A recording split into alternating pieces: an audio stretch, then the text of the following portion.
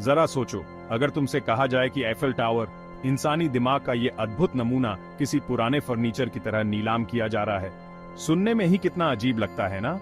लेकिन विक्टर लस्टिग ने अपनी मीठी जुबान और रौबदार शख्सियत से एक नहीं बल्कि दो दो बड़े व्यवसायियों को ये बात मनवा दी। ये कारनामा ही लस्टिग की कहानी को इतना रोमांचक बनाता है। ये कहानी हमें सोचने पर मजबूर करती है कि क्या मुमकिन है और क्या नहीं। हकीकत और सोची समझी माया के बीच की लकीर को धुंधला कर देती है। लेकिन आखिर उसने ये कैसे किया?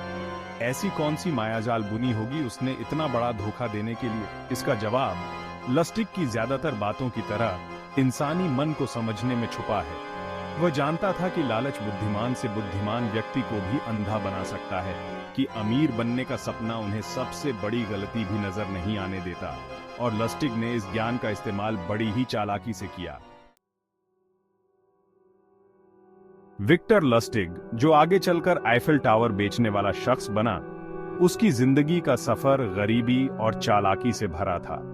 लस्टिग का जीवन एक ऐसी कहानी है जो गरीबी से शुरू होकर दुनिया के सबसे बड़े धोखाधड़ी के कारनामों में से एक तक पहुंचती है। ऑस्ट्रिया हंगरी में 1890 में जन्मे लस्टिग का बचपन मुश्किलों और अनिश्चितता में बीता।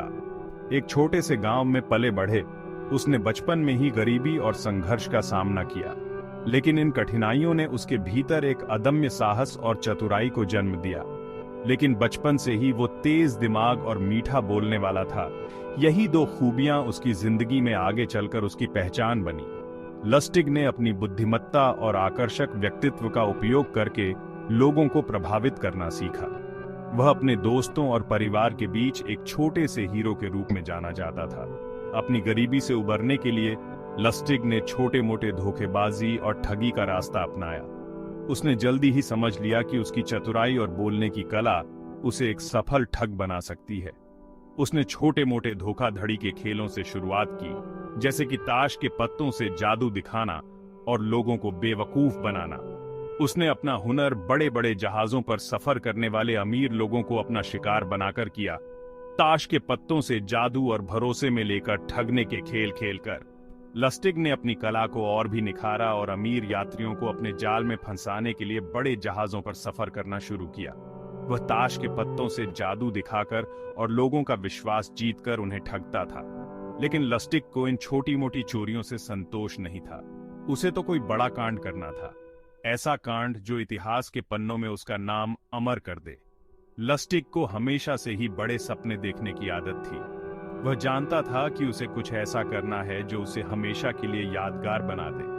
फ्रांस का शहर पेरिस अपनी दौलत और मौकों के वादे के साथ उसे अपनी ओर खींच रहा था।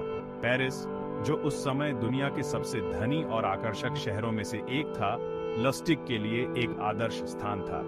यहाँ की चमक धमक और अवसरों ने उसे अपनी ओर खींचा। यहीं पर चहल पहल वाली सड़कों और आलीशान कैफे के बीच लस्टिग अपने सबसे बड़े प्लान को अंजाम देने वाला था। पेरिस की भीड़ भाड़ और उसकी जीवंतता ने लस्टिग को प्रेरित किया। उसने यहाँ अपने सबसे बड़े और सबसे साहसी योजना को अंजाम देने का फैसला किया। एफिल टावर, जो फ्रांस के गर्व और इंजीनियरिंग का प्रतीक था, अब उसका अगला शिकार बनने वाला था। लस्टिग ने एक ऐसी योजना बनाई जो किसी के भी सोच से परे थी। उसने तय किया कि वह आईफिल टावर को बेच देगा, और इस योजना ने उसे इतिहास में अमर कर दिया।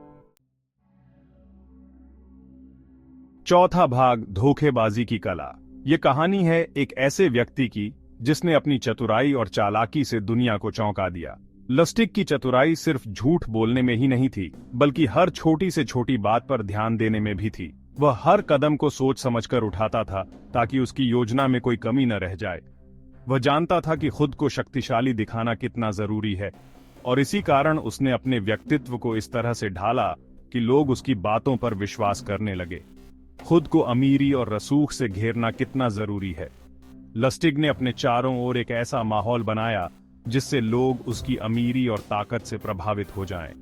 वह महंगे होटलों में ठहरता था ताकि लोग उसकी आर्थिक स्थिति को देखकर प्रभावित हो सकें। महंगे कपड़े पहनता था ताकि उसकी पहचान एक अमीर और प्रभावशाली व्यक्ति के रूप में हो, और ऐसे रौब से बात करता था कि सामने वाला डर जाए। उसकी आवाज में ऐसा आत्मविश्वास था कि लोग उसकी बातों को सच मानने लगे।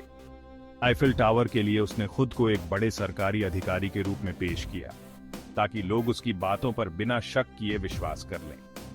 नकली दस्तावेज और झूठी जल्दबाजी दिखाते हुए उसने ऐसे दस्तावेज तैयार किए जो असली लगें और लोगों को भ्रमित कर सकें।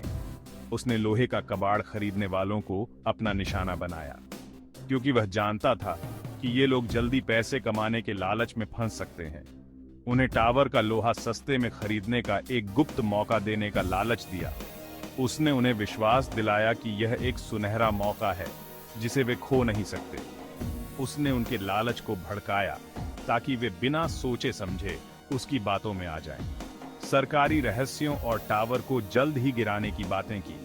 उसने यह दिखाने की कोशिश की कि यह एक सरकारी योजना है जिससे लोग और भी प्रभावित हो जाएं। लस्टिक का नाटक बिल्कुल पक्का था। उसने हर छोटी से छोटी बात का ध्यान रखा ताकि उसकी योजना में कोई कमी न रह जाए। उसके चेहरे से ऐसी ताकत और रहस्य झलकता था कि सामने वाला बेवकूफ बन जाता था। उसकी आंखों में एक ऐसा चमक थी जो लोगों को उसकी बातों पर विश्वास करने के लिए मजबूर कर देती थी। वह लोगों को पराहना जानता था और उनकी भावनाओं को समझकर उनका फायदा उठाता था। उनकी कमजोरी पहचानता था और उनका फायदा उठाता था। उसने लोगों की कमजोरियों को अपनी ताकत बना लिया था और आखिर में वो बहुत सारा पैसा लेकर चलता बना और पीछे छोड़ गया एक ऐसी कहानी जो हमेशा के लिए याद रखी जाएगी। पीछे छोड़ गया कुछ बेवकूफ लोग और एक ऐसी दास्तान जो हमेशा के लिए एफिल टावर से जुड़ गई। ये कहानी हमें सिखाती है कि कैसे एक व्यक्ति अपनी चतुराई और चालाकी से दुनिया को बेवकूफ बना सकता है। 5वां भाग, बाधाएं और बाल बाल बचना। लस्टिक की जुर्म की जिंदगी में कई बार ऐसे भी मौके आए जब वह पकड़े जाते जाते बचा। कई बार उसका भांडा फूटते फूटते रह गया। फिर भी हर बार वो बड़ी ही चालाकी से पुलिस को चकमा देकर भाग निकलता था। एक बार तो उसे एफिल टावर वाले कांड में ही बाल बाल बचना पड़ा। लोहे का कबाड़ खरीदने वालों में से एक को शक हुआ तो उसने पुलिस को खबर कर दी। लस्टिक, जो कि हर मौके का फायदा उठाने में माहिर था, उसने पुलिस को यकीन दिला दिया कि व्यापारी गलत समझ रहा है और वो तो एक सरकारी अधिकारी है। वो बिना पकड़े ही चलता बना। पुलिस को कुछ पता भी नहीं चला।